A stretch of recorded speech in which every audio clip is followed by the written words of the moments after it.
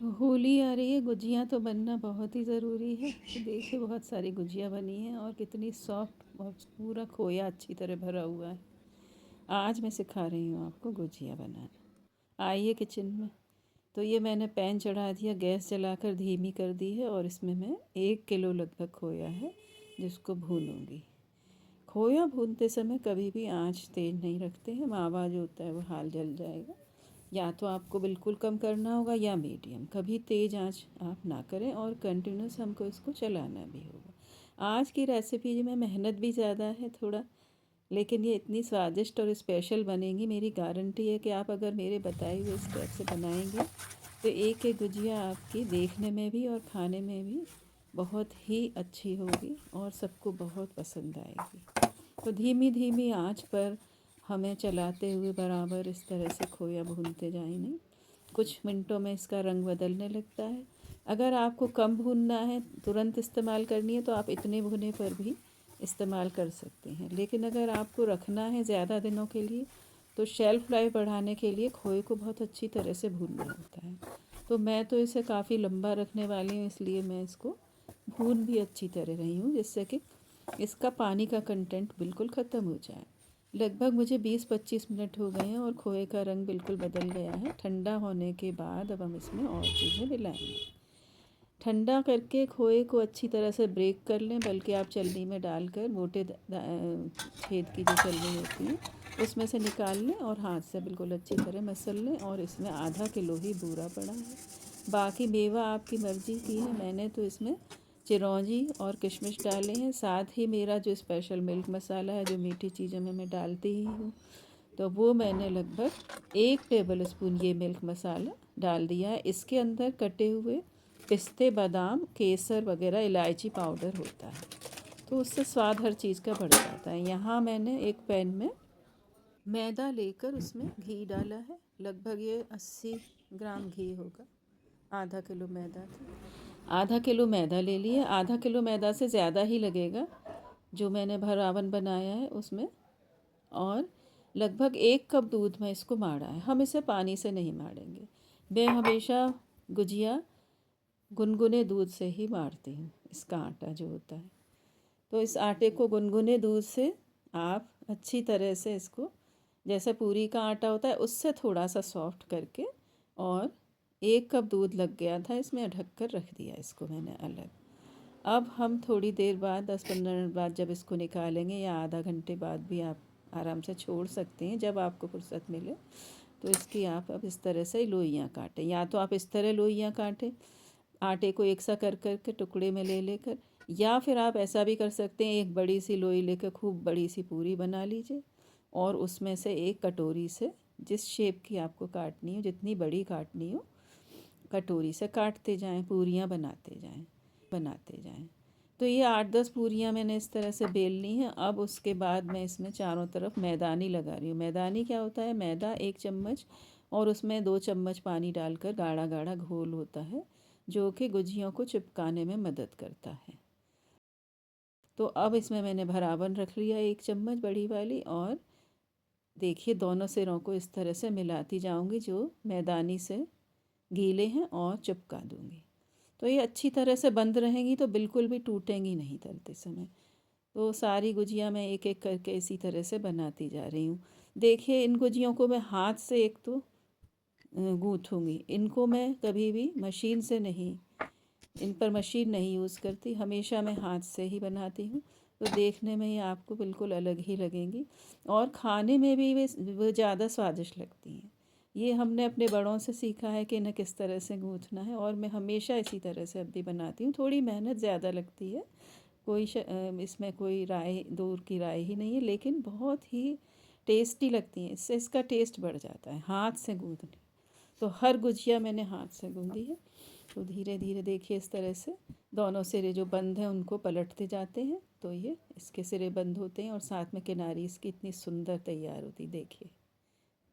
और मैंने यहाँ पर केवल इसी तरह से नहीं, आपको डिज़ाइन और भी दिखाऊंगी आगे कि किस तरह से इनको गूँथना है। तो जो गूँथने की कला है वो बहुत पुरानी है। पहले तो मशीन होती ही नहीं थी, तो हमने तो बचपन से देखा है इसी तरह से थी, तो ये सीखा है हमने। और मैं चाहती हूँ आप भी सीखें। तो ये देखिए एक और तरीके की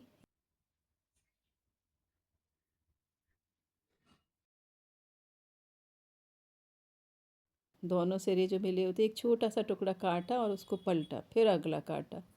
तो आप इसका डिज़ाइन देखेंगे पहले वाली से फ़र्क आएगा और बेहद सुंदर लगता है ये डिज़ाइन। इसे हम कांटे वाली गुजिया कहते हैं, क्योंकि जो इसमें दोनों तरफ ऐसा लगता है जैसे कांटे से बने हुए हैं। ये देखिए सूरज की किरणें जैसी इसमें निकल जाती हैं दोनों तरफ, बेहद सुंदर, बहुत आकर्षक लग रही है ना। देखिए कितनी सुंदर। तो इस तरह से हम गुजियों को तैयार करते हैं। गुजिया बनाने के लिए वाकई में बहुत पेशेंस की ज़रूरत होती है। इसी तरह से हम इनको बनाते हैं। तो होली के आप थोड़ा पहले ही बना लें, इसीलिए मैंने ये जल्दी अपलोड किया है। और ये थोड़ा लंबा वीडियो है, बिगिनर्स भी इतनी अच्छी तरह से मैंने समझाया है कि हर स्टेप को अगर मानेंगे तो उनकी गुजिया गारंटी से बढ़िया बनेगी।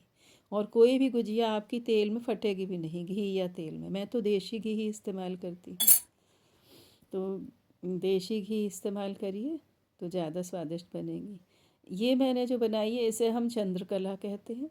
तो चंद्रकला के लिए 2 छोटी छोटी पूरियाँ ले ली जाती हैं और एक पूरी में पहले मैंने भरावन रख दिया था, दूसरी को ढक दिया था और फिर मैं कांटे से चारों तरफ इस तरह मार्क लगाकर थोड़ी थोड़ी दूर पर कांटे के पिछले सिरे से इस तरह से अंदर कर देती हूँ। तो कुछ इस तरह फूल जैसा डिज़ाइन बनता है। ये देखिए पहले यूँ कांटों को कांटे से इस तरह से मार्क लगाया कस के दबा कर, और फिर कांटे के पिछले सिरे से थोड़ी थोड़ी दूर पर ये इस तरह दबाते जाइए। तो ये लगभग फूल जैसा बहुत ही सुंदर सनफ्लावर की चीज़ की लुक आ जाएगी। देखिए अब कितनी सुंदर। इन्हें हम चंद्रकला कहते हैं। इन्हें हम नारियल मिश्री से भी बना सकते हैं, लेकिन अभी तो मैंने इसमें यही भरावन भर लिया है। आप चाहें तो इस डिज़ाइन को गुजिया में भी लगा सकते हैं। ये गुजिया कुछ मैंने इस तरह से भी बनाई हैं कांटे की हेल्प से। अभी आपको पास से दिखाऊंगी, देखिए कितनी सुंदर लग रही है। तो यहाँ मैंने अब घी डाल दिया कढ़ाई में तलने के लिए। गुजियाँ सारी बन गई हैं। तो जब आप घी तेज़ हो जाए तो उसको कढ़ाई की आंच को धीमा कर लें। कभी भी तेज़ आंच में गुजियाँ नहीं सेकी जाती। और कलछी भी 1 आध मिनट बाद लगाते हैं, आधा मिनट बाद। जैसी भी आपकी आंच हो उस हिसाब से देखें, क्योंकि गुजिया जलनी भी नहीं चाहिए। और इनको बड़ी सावधानी से पलटिए। देखिए मेरी एक भी गुजिया आपको कटी हुई नहीं दिख रही होगी, सारी की सारी गुजियाँ बिल्कुल साबित हैं। और जितनी बार भी मैं तलूँगी आप देखेंगे मेरा घी उतना ही साफ़ रहेगा जितना पहली बार था। तो गुजियों को इस तरह गुलाबी होती जाएंगी और आप निकालते जाइए। वैसे आपको जैसी खानी हो, अगर ज़्यादा क्रिस्प करनी हो तो आप ज़्यादा भी तल सकते हैं। हम तो इन्हें हल्का ही तलते हैं, हल्की गुलाबी ही रहनी चाहिए, इससे मुँह में जाने में हार्ड भी नहीं लगती हैं, सॉफ्ट रहते हैं। तो ये 5-5 6-6 आप जितनी चिकनाई यूज़ करें उसके अकॉर्डिंगली इनको डालते जाएं और अलट पलट कर धीमे धीमे इसको इस तरह सेकते जाएं। कभी भी तेज़ आंच ना करें जब आप गुजिया को तलें। और इनको निकाल कर जब आप रखते हैं तो अलग अलग एक एक गुजिया को आपको रखना है। एक परात या बड़ी थाली लेकर के आपको अलग अलग रखना है। कम से कम इनको 3-4 घंटे ठंडा कर दीजिए, तब उसके बाद आप डिब्बे में बंद करिए। तो ये बिल्कुल ज्यों की त्यों बनी रहेंगी काफ़ी दिनों तक, महीने भर तक भी आप इनको फिर आराम से खा सकते हैं।